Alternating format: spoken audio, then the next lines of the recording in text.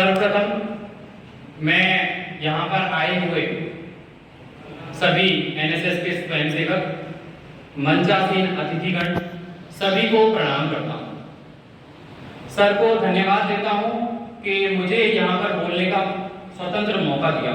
ऐसे बहुत कम अवसर मिलते हैं जब किसी विद्यार्थी को किसी मंच पर बुलाकर उसे स्वतंत्र रूप से बोलने का अवसर प्रदान किया जाता है। तो सर का मैं बहुत धन्यवाद देता हूँ कि मुझे ये मौका दिया।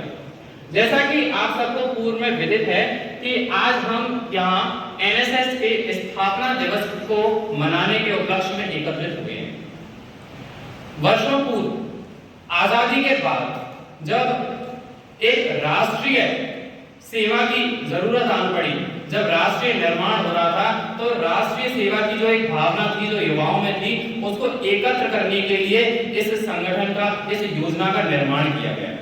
राष्ट्रीय सेवा योजना, जिसका ध्येय वाक्य है नॉट मी बट यू, जिसका मतलब है मैं नहीं पहले आप। इसका अर्थ है कि मुझे मेरे बारे में नहीं सोचना है। जैसा हमारे सर ने बताया था कि हमें अपने बारे में ना सोचकर सबसे पहले राष्ट्र को रखना है, उसके बाद समाज को रखना है, उसके बाद अपने घर परिवार को रखना है और लास्ट में हमें स्वयं को रखना है।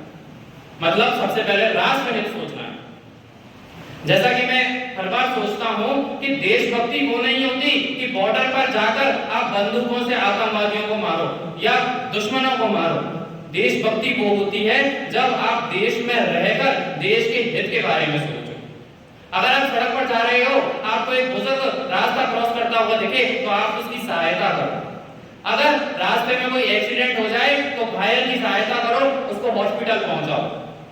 अपने अधिकारों को जानते हो, ये बहुत अच्छी बात है क्योंकि भारत एक लोकतंत्र देश है, लेकिन अधिकारों के साथ साथ हम अपने कर्तव्यों का निर्वहन भी पूरी ईमानदारी से करें, ये है राष्ट्र सेवा। बहुत बच्चे सोचते हैं कि आज ऐसे संडे है क्योंकि हम क्यों जाएं एनएसएस में, या फिर ऐसे कई कॉलेज के सामाजिक प्रोग्राम जो होते हैं उनमें क्यों जाएं, टाइम वेस्ट होगा। तो मैं आपको बता दूं कि एनएसएस एक ऐसी योजना है जिसमें आपको कैंप लगवाए जाते हैं, आपको जगह जगह भेजा जाता है उन कैंपों में, जिनसे आपके अंदर भाईचारा बढ़े। आप ये जाने कि हमारे देश के, हमारे जो आसपास के रहने वाले जो लोग हैं वो किस तरीके से रहते हैं, वहाँ गरीबी का क्या स्तर है, वहाँ शिक्षा का क्या स्तर है। ये जानने के लिए आप लोगों के कैंप लगवाए जाते हैं, आपको वहाँ सर्वे करने के लिए भेजा जाता है। कितने लोग यहाँ पर हैं जो यूपीएससी के बारे में जानते हैं? लगभग सभी यूपीएससी के बारे में जानते होंगे। वहां पे एक कैडर होता है आईएएस कैडर। आईएएस बनने के बाद आपको भारत भ्रमण के लिए भेजा जाता है, और जब भारत भ्रमण में भी यही चीज होती है कि हम भारत की संस्कृति को जाने, और वही एनएसएस में भी होता है। तो आप बताइए एनएसएस और यूपीएससी में क्या अंतर हुआ? इतना बड़ा लेवल यूपीएससी का है तो एनएसएस का भी उतना ही बड़ा लेवल है। जब एनएसएस स्वतंत्रता के बाद बनाया गया था, उसमें मात्र 40,000 स्वयंसेवक थे, और आज के टाइम पर 7 करोड़ से ऊपर स्वयंसेवक जो है एनएसएस में।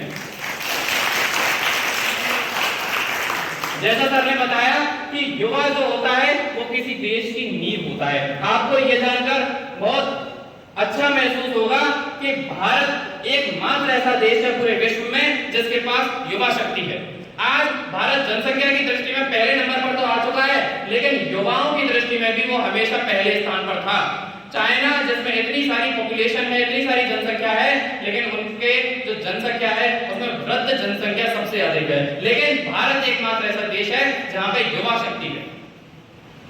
अंत में मैं अपने शब्दों को विराम दूंगा और आपसे ये कहना चाहूंगा कि अपने आप से पहले कोई भी अन्य व्यक्ति के बारे में पहले सोचें, राष्ट्र के बारे में पहले सोचें, समाज के बारे में पहले सोचें। बहुत बहुत धन्यवाद मुझे यहाँ मौका दिया बोलने का, और आपका भी बहुत बहुत धन्यवाद मुझे सुनने के लिए।